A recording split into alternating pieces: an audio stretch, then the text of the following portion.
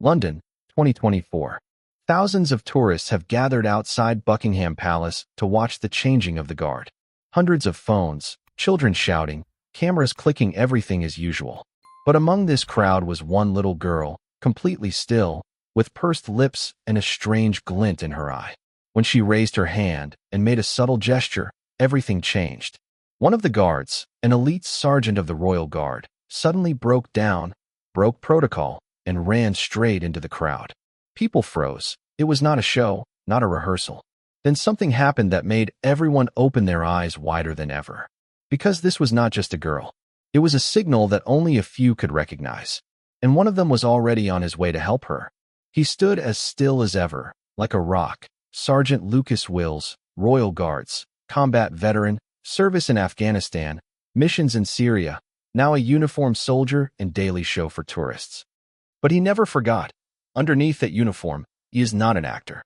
He's a soldier, a defender, an observer. This morning, everything was familiar. The crowd outside the palace, the noise of the tours, children sitting on his shoulders, selfies, the sun. As usual, he was scanning his periphery, eyes forward, but his brain in constant analysis. And that's why he noticed her. A girl, 7, maybe 8 years old. A blue coat that looked too warm for a spring morning. Her face was emotionless, her eyes too adult.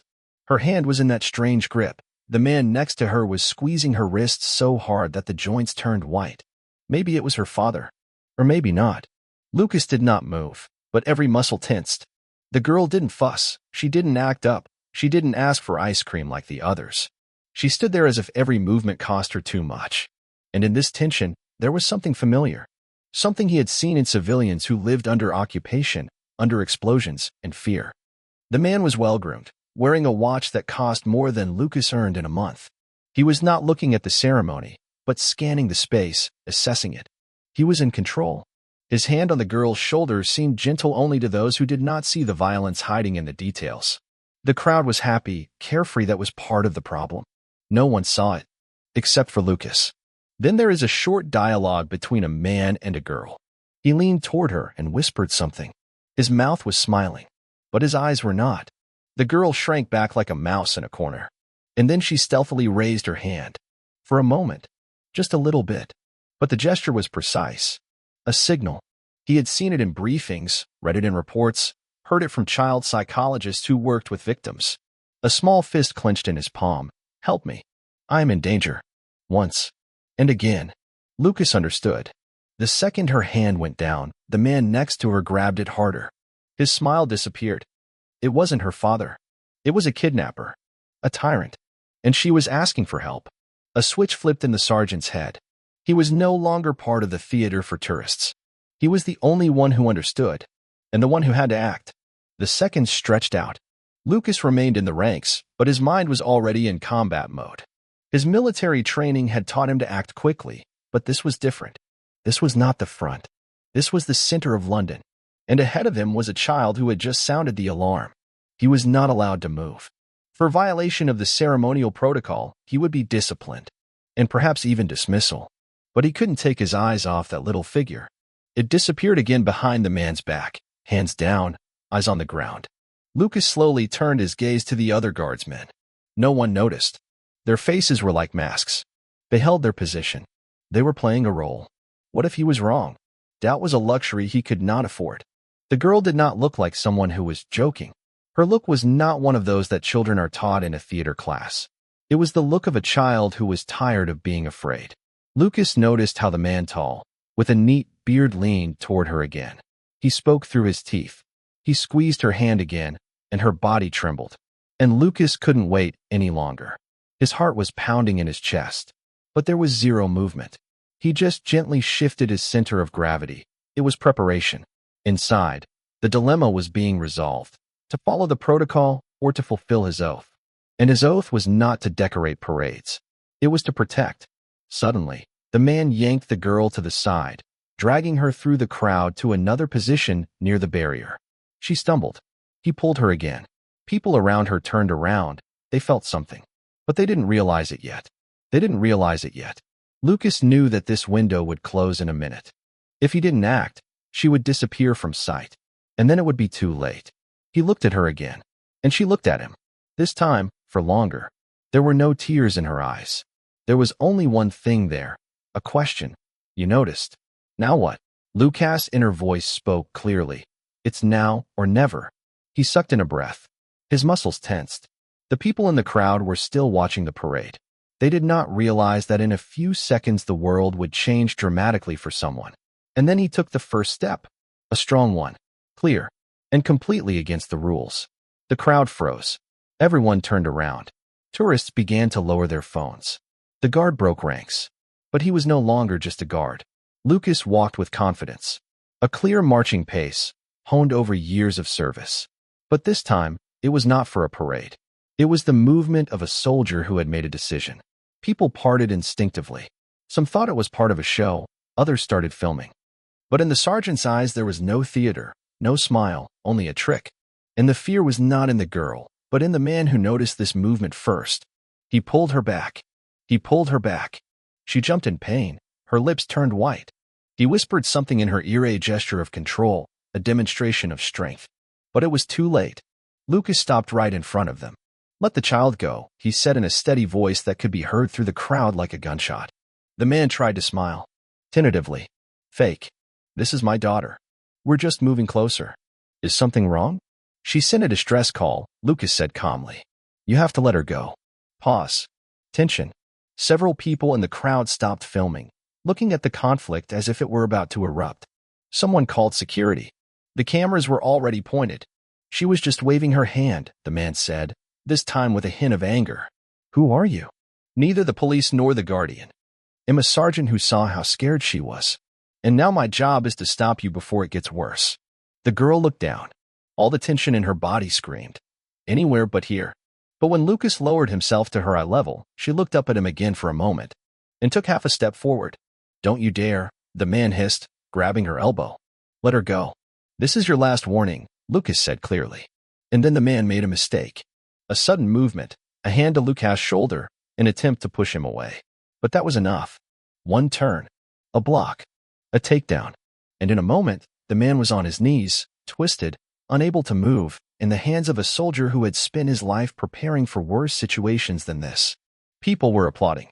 Some were crying. Some were silently recording everything on video.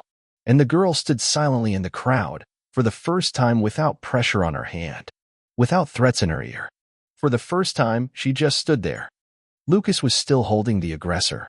The palace guards and 2 police officers were already nearby, hurriedly making their way through the crowd. You will not touch this child again, Lucas said. The police approached quickly, 2 officers, including a woman in her 30s, wearing a dark blue uniform, her hair pulled back in a ponytail. While one officer took control of the detainee, the other stopped near the girl.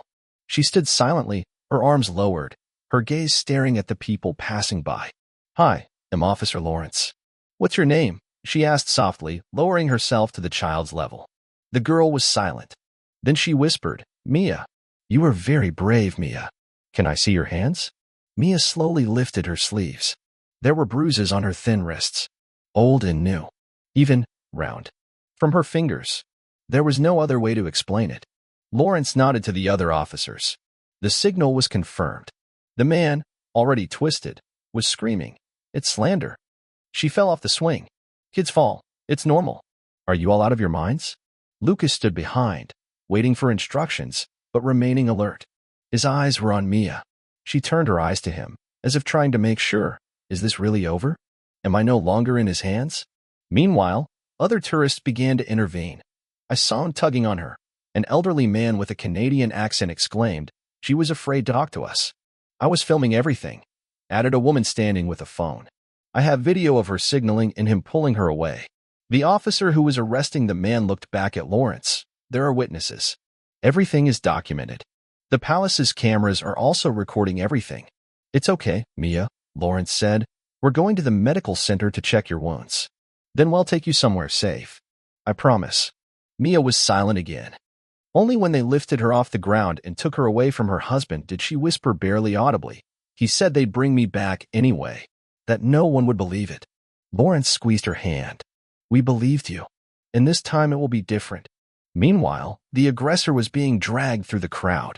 His mask of a decent man fell apart. He was shouting, cursing, calling everyone idiots. But no one reacted. Those who had been photographing the ceremony a few minutes ago were now filming a completely different show, a real, tough, important one. Lucas stood silently for a few more seconds. Then he walked over to Mia. She was sitting on a bench under a tree, wrapped in a blanket, holding a cup of hot chocolate that the medics had given her. "You're very strong," he said quietly, "stronger than many adults I've met." "Are you really a guard?" she asked, looking at him carefully. "I was. But today I was someone else. Just someone who couldn't pass by." Mia took a sip and whispered, "Thank you." "Not to me," Lucas replied. "You made the first move. I just had time to notice." Her shoulders relaxed. For the first time, she no longer held herself in tension. It wasn't a victory, but it was the beginning. The day was over, but the story was just beginning. After all the conversations, checks, and official formalities, Mia sat on a bench next to Lucas, no longer in the center of the crowd, but in a small room at the palace where witnesses and victims of emergencies are kept. She was calm, but she was keeping a close eye on everything around her. "They say I'll be transferred to a foster family," she said quietly, "temporarily. And then? I don't know." "I know," Lucas answered, "because I've already applied. I'm eligible to become a foster parent. And I want to be one." Mia was silent for a moment. Then I looked at him, as if to see if he was joking. "But you don't know me. You don't even know what kind of music I like." Lucas smiled. "Let's start with that. I'm Lucas. I'm a sergeant. I like coffee, silence, old movies.